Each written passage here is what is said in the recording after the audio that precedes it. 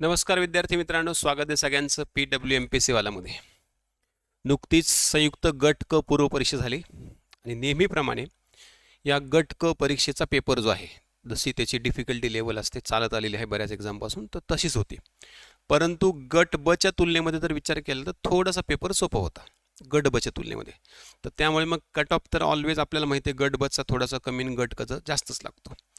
तर या गट क च्या परीक्षेमध्ये सामान्य विज्ञान विषयाचे जे 15 प्रश्न विचारले गेले होते, त्या 15 प्रश्नांचं आपण करणार आहोत विश्लेषण, की ते प्रश्न कुठल्या टॉपिकमधले होते आणि फॅक्च्युअल होते की ॲप्लिकेशन होते, स्किप करण्यासारखे होते का, है ना, काय लॉजिक होते, त्याचं उत्तर नेमकं काय असायला पाहिजे संभाव्य, तर त्याच्यावर आपण डिस्कशन करणार आहोत. पहिला प्रश्न आहे हा फिजिक्सचा, इलेक्ट्रिसिटी टॉपिकमधला आहे. इलेक्ट्रिक पॉवर ह्या कन्सेप्टशी संबंधित आहे. एका घरामध्ये एक 100 वॅटचा पंखा आहे, दररोज 10 तास चालू जातो. आणि दोन, हे बघा, हे आयोगाने गुगली टाकली होती, 250 वॅटचे बल्ब आहेत, 2 बल्ब आहेत 50 वॅटचे, म्हणजे 100 वॅट झालं ते, आणि ते दररोज 5 तास चालवले जातात. विजेचा दर जर प्रत्येक युनिटला म्हणजे किलोवॅट आवरला 5 रुपये असेल तर 30 दिवसांसाठी किती बिल येईल, है ना, असं विचारलं आपल्याला. तर आपल्याला दोघांचं वेगळं काढावं लागेल. 100 वॅटचं 10 तास आणि त्या 100 वॅटचं 5 तास, याचं काढावं लागेल आपल्याला युनिट्स पहिले 30 दिवसांसाठी. ठीक आहे. सो मग युनिट्स कसे काढायचे माहिती आहे? युनिट्स काढायचे total watts into total watts नंतर hours into days divided by 1000. तर मग आपण पहिले काय करूयात, पहिले फॅनसाठी काढूयात ना, फॅनचे युनिट्स. फॅन किती होतं आपला, टोटल वॅट्स किती त्याचे 100 वॅट, गुणिले दररोज किती 10 तास, गुणिले किती दिवस 30 दिवस, भागिले 1000. ठीक आहे. मग हा 0 कॅन्सल झाला, हा 0 कॅन्सल, हा 0 कॅन्सल, हा 0 कॅन्सल, हा 0 कॅन्सल, हा 0 कॅन्सल, खाली एकच राहिला. सो 10 गुणिले 3, 10 गुणिले 3 म्हणजे हे झाले 30 युनिट्स. ठीक आहे.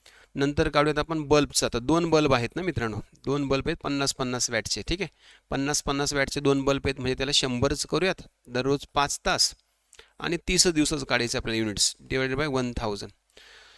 हा 0 गेला, हा 0 गेला, हा 0 गेला, हा 0 गेला, हा 0 गेला, हा 0 गेला, 5 त्रिक 15, हे झाले 15 युनिट्स. सो टोटल युनिट्स किती झाले मित्रांनो, टोटल युनिट्स बघा 30 + 15 म्हणजे 85 युनिट्स होतील बघा दोघांचे 30 दिवसामध्ये. इंटू रेट किती सांगितलं आहे, 5 रुपये, म्हणजे 45 गुणिले 5, 4 25 आणि 5 5 25, म्हणजे 225 रुपये त्याचं बिल असेल. लक्षात घ्या, 225 रुपये. सो उत्तर पर्याय क्रमांक 2 आहे. ठीक आहे. चलो नेक्स्ट, पुढचा प्रश्न. खालीलपैकी कोणते किरण चुंबकाच्या सानिध्यात दिशा बदलत नाही, नॉट चेंज डिरेक्शन. असे किरण मित्रांनो चुंबकाच्या आणि इलेक्ट्रिक फील्डमध्ये दिशा बदलत नसतात ज्यांच्यावर कुठल्याही प्रकारचा चार्ज नसतो.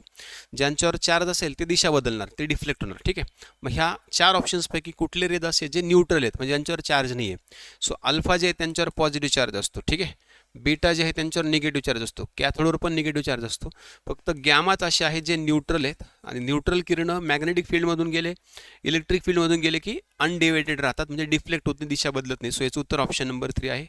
हा सुद्धा फिजिक्सचाच प्रश्न आहे, रेडिओ ॲक्टिव्हिटी ह्या टॉपिकमधला आहे. रेडिओ ॲक्टिव्हिटी ह्या टॉपिकमधला आहे. अल्फा बेटा गॅमाचा जर विचार केला तर ते सगळे ऑप्शन्स तिकडे आहेत. ठीक आहे. नेक्स्ट, खालीलपैकी कोणता पर्याय जलविद्युत केंद्राशी संबंधित नाही आहे, which of the following is not the adverse effect of hydroelectric. जलविद्युत केंद्रामुळे यातला कुठला दुष्परिणाम होत नाही. एअर पोल्युशन होतं का रे, बिलकुल नाही होत. एअर पोल्युशनचा जलविद्युत केंद्रात काही संबंध आहे का, एअर पोल्युशन कोण करतं, कोळसा करू शकतो, लक्षात ठेवा. त्यानंतर न्यूक्लिअर पॉवर पण करू शकतो. हेच उत्तर आहे मित्रांनो, हे होऊ शकतं, हे पण होऊ शकतं, हे पण होऊ शकतं, हे पण होऊ शकतं. हे उत्तर आहे ऑप्शन नंबर 1. एअर पोल्युशनचा आणि हायड्रोइलेक्ट्रिक पॉवर स्टेशनचा काही संबंध नाही आहे. एअर पोल्युशन हे पाण्याने होत नसतं, पाण्याने जमिनी संबंधित समस्या निर्माण होऊ शकतात, लक्षात ठेवा. जसं की ते पर्यायामध्ये दिले, सॉईल इरोजन होऊ शकतं, नॅचरल फ्लो डिस्टर्ब होऊ शकतो, नॅचरल हॅबिटॅट डिस्टर्ब होऊ शकतात, हे आहेत.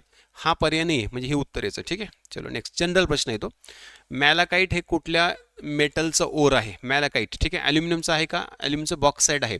आयरनचे आहेत का, आयरनचे हेमेटाईट आहे, मॅग्नेटाईट आहे, लिमोनाईट आहे, सिडराईट आहे, आणि आपलं हे पण आहेत, पायराईट पण आहेत, लक्षात ठेवा. सल्फरचं आहे का, नाही, सल्फरचे ओर नसतात कारण तो नॉन मेटल आहे.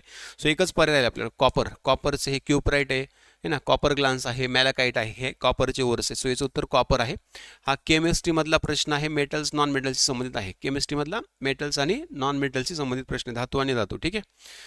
पुढचा प्रश्न आहे, कॅल्शियम आणि क्लोरीन कुठल्या बॉन्डने एकत्र येऊन कॅल्शियम क्लोराईड तयार होतं. मित्रांनो कॅल्शियम आहे मेटल आणि क्लोरीन आहे नॉन मेटल. हा प्रश्न राज्यसेवेला पण विचारला गेला होता ह्या टाईपचा, फक्त मॅग्नेशियम आणि क्लोरीनचं विचारला गेलं होतं आत्ताच्या राज्यसेवेलाच. मेटल आणि नॉन मेटल जेव्हा रिॲक्ट होतं ना तेव्हा त्यांच्यामध्ये जो केमिकल बॉन्ड तयार होतो मेटल नॉन मेटलमध्ये, तिथे इलेक्ट्रॉनची ट्रान्सफर होते. मेटल इलेक्ट्रॉन डोनेट करतात, नॉन मेटल इलेक्ट्रॉन ॲक्सेप्ट करतात. सो इलेक्ट्रॉनच्या ट्रान्सफरमधून जो केमिकल बॉन्ड तयार होतो त्याला आयनिक बॉन्ड म्हणतात, आयनिक बॉन्ड. सो याचं उत्तर आयनिक बॉन्ड आहे, आयनिक बंध आहे. ऑप्शन नंबर 2 याचं उत्तर आहे आयनिक बॉन्ड. ठीक आहे. त्यानंतर मित्रांनो पितळ, हा पण रिपीटेड प्रश्न आहे. पितळ, ब्रास कशापासून बनतं? ब्रास हे ॲलॉय आहे, कॉपर याच्यातला मुख्य घटक आहे आणि याच्यामध्ये कॉपरसोबत कोण असतं मग ब्रासमध्ये? तर झिंक असतं. झिंक म्हणजे कॉपरसोबत झिंक, तांब्यासोबत जस्त असतं, मग तांब्याने जस्त आहे पर्याय क्रमांक 4. कॉपर आणि झिंक ऑप्शन नंबर 4 असतं, लक्षात ठेवा. ठीक आहे. आयर्न आणि कार्बनपासून स्टील बनतं, स्टील म्हणजे पोलाद बनतं. आयर्न आणि क्रोमियमपासून क्रोम स्टील बनतं, क्रोम स्टील.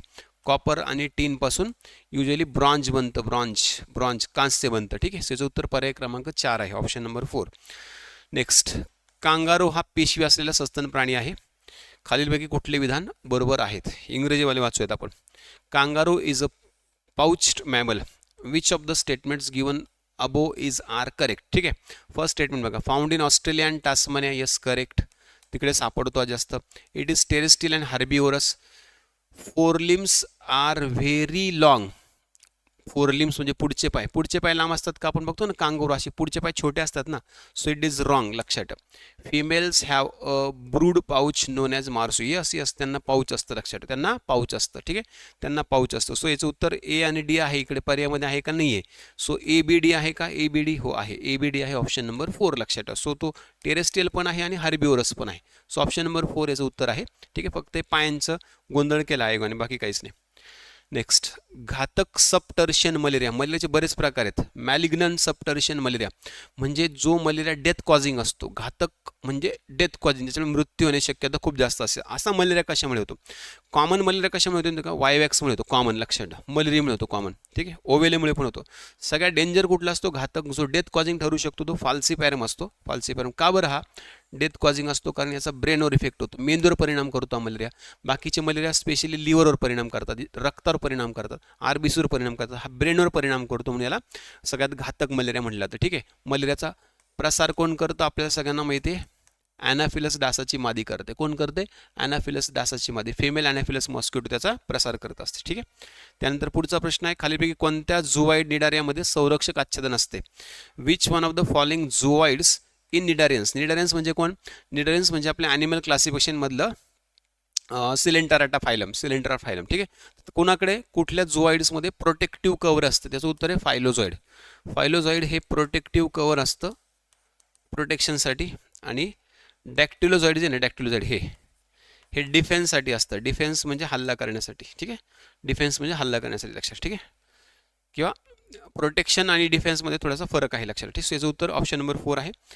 प्रश्न सांगायचं राहिले तुम्हाला. टॉपिक कांगारू हा बायोचा प्रश्न आहे, ॲनिमल क्लासिफिकेशनचा प्रश्न आहे तो. ठीक आहे. हा केमिस्ट्रीचा प्रश्न होता, हा सुद्धा हा केमिस्ट्रीचा प्रश्न होता. हा बायोचा प्रश्न होता, ॲनिमल क्लासिफिकेशनचा. मलेरिया हा पण बायोचाच प्रश्न होता, डिसीजवरचा. ठीक आहे. हा पण बायोचाच प्रश्न होता, ॲनिमल क्लासिफिकेशनचा, ॲनिमल क्लासिफिकेशन. ठीक आहे. पुढचा, भुईमगावरचा टिक्का रोग कशामुळे होतो? हा PYQ आहे, रिपीटेड प्रश्न आहे. बायोवरचा, डिसीजवरचा प्रश्न आहे. भुईमगावरचा टिक्का रोग जो येतो सर्कोस्पोरा नावाच्या फंगसमुळे होतो. सर्कोस्पोरा पर्सोनॅटा नावाचा फंगस आहे, फंगी आहे, ज्याच्यामुळे भुईमुगाच्या पानाच्या टिपके पडतात म्हणून त्याला टिक्का डिसीज म्हटलं जातं. ठीक आहे. सो हा रिपीटेड PYQ आहे, हा पुन्हा येऊन गेल्या बायोमधला आहे. ठीक आहे. Next, mirabilis जलापा. 4 o'clock म्हणजे आपल्या ओळखी जर सांगायचं झालं मित्रांनो, पेरूचं झाड हे कुठल्या कुळातलं आहे? अकॅन्थिसी, सोलानेसी, अमेरेंथिसी, निक्टाजेनेसी मधला आहे ते. आता हा जरा टफ लेवलचा प्रश्न होता बायोमधला, प्लॅन्टच्या क्लासिफिकेशनचा. हा प्रश्न, असे प्रश्न स्किप केलेच बरे असतात, कारण माहीत नाही आपल्याला एक्झॅक्ट उत्तर काय याचं. ठीक आहे. ते पेरूचं झाड आहे पण त्याला 4 o'clock वनस्पती हे कुणाला माहिती आहे. ठीक आहे. सो निक्टाजेनेसी नावाच्या फॅमिलीमधला आहे तो, निक्टाजेनेसी. ठीक आहे. चलो पुढे, हा सोपा प्रश्न होता. शेंगावर्गीय पिकं with the help of which micro organisms leguminous plants absorb nitrogen from air. हवेतून नायट्रोजन कुठल्या याच्या मायक्रो ऑर्गॅनिझम्सच्या साह्याने घेऊ शकतात? Usually legumes plants. तर रायझोबियम आहे, विषाणूमुळे नाही, बुरशीमुळे नाही, प्रोटोझोमुळे पण नाही. रायझोबियम याचं उत्तर आहे. सोपा प्रश्न आहे, पण आयोगाने विनाकारण कन्फ्यूज केलं एवढे सगळे पर्याय देऊन. सो फक्त याचं उत्तर आहे, ओनली रायझोबियम हेच लेग्युमिनस प्लांटच्या रूट्सवर सापडतात, जमिनीमध्ये लेग हिमोग्लोबिनच्या सहाय्याने त्यांना नायट्रेट्स अवेलेबल करून देण्याचं काम करतात, हवेतल्या नायट्रोजनचं रूपांतर. ठीक आहे. सो हा सुद्धा बायोचाच प्रश्न आहे, क्लासिफिकेशनमधला प्रश्न आहे प्लांटच्या. ठीक आहे. विषाणूजन्य रोग आणि त्याचे विषाणू यांच्या जोड्या लावायच्या, सोपा प्रश्न आहे हा, बायोचाच प्रश्न आहे, बायोचाच. एड्स कशामुळे होतो सगळ्यांना माहिती आहे, HIV मुळे होतो. एड्स HIV मुळे होतं, हे खुनाजीने केलं त्याचा पेपर होतं त्याच्यामुळे. ठीक आहे. सो एड्स HIV मुळे होतो. एचं 4 आहे, एचं 4 बघा, एचं 4 एकच ठिकाणी हे उत्तर याचं. ठीक आहे. कांजण्या कशामुळे, चिकन पॉक्स कशामुळे होतं, लिव्हर डॅमेज कशामुळे होतो आणि रक्तस्रावी ताप कशामुळे होतो. सो 4 3 2 1 असं उत्तर आहे. हे 3, हे 2 आणि हे 1 असं उत्तर आहे. ठीक आहे. 4 3 2 1 याचे ऑप्शन्स आहे. ठीक आहे. चलो नेक्स्ट. मानवी रक्तामध्ये प्लाझ्मा किती, खूप सोपा, खूप बेसिक प्रश्न होता, चॉकलेट प्रश्न होता मित्रांनो. ब्लडमध्ये आपल्या प्लाझ्मा असतं 55% प्लाझ्मा आणि 45% असतं ब्लड सेल्स. ब्लड सेल्स म्हणजे तांबडे पेशी, पांढरे पेशी यांचं प्रमाण 45% असतं आणि ब्लड प्लाझ्मामध्ये म्हणजे प्रोटीन्स असतात, अल्ब्युमिन, ग्लोबिलिन, हिपेरिन वगैरे, ते 55% असतं. ठीक आहे. सो हा बायोचाच प्रश्न आहे, ॲनिमल टिश्यूजवरचा प्रश्न आहे, ॲनिमल टिश्यूजवरचा. लास्ट क्वेश्चन, खालीलपैकी रक्त गोठण्यास प्रतिबंध करणारं नॅचरल औषध कुठलं, नॅचरल जे नॅचरली आपलं ब्लड क्लॉट करायला मदत करतं, रक्त गोठायला मदत करतं, याचं उत्तर आहे हिपॅरिन. हिपॅरिन असतं, नॅचरली आपल्या शरीरात तयार होतं लिव्हरमधून, जे अँटीकोॲग्युलंट आहे, अँटीकोॲग्युलंट आपल्या शरीरामध्ये रक्त गोठू देत नाही. आणि सोडियम सायट्रेट जे आहे ना मित्रांनो, हे ब्लड बँकमध्ये वापरतात, ब्लड बँकमध्ये रक्त गोठू नये त्यासाठी त्यात टाकतात अगोदर, ब्लड बँकमध्ये रक्त गोठू नये त्यासाठी. ठीक आहे. चलो तर मित्रांनो, हे होते 15 प्रश्न आपले गटकला MPSCला विचारलेले. पुढे अशाच प्रश्नांसह पुन्हा भेटूयात आपल्या ह्या यूट्यूब चॅनलवर. तोपर्यंत thank you, bye bye, good day आणि अभ्यास करत राहा.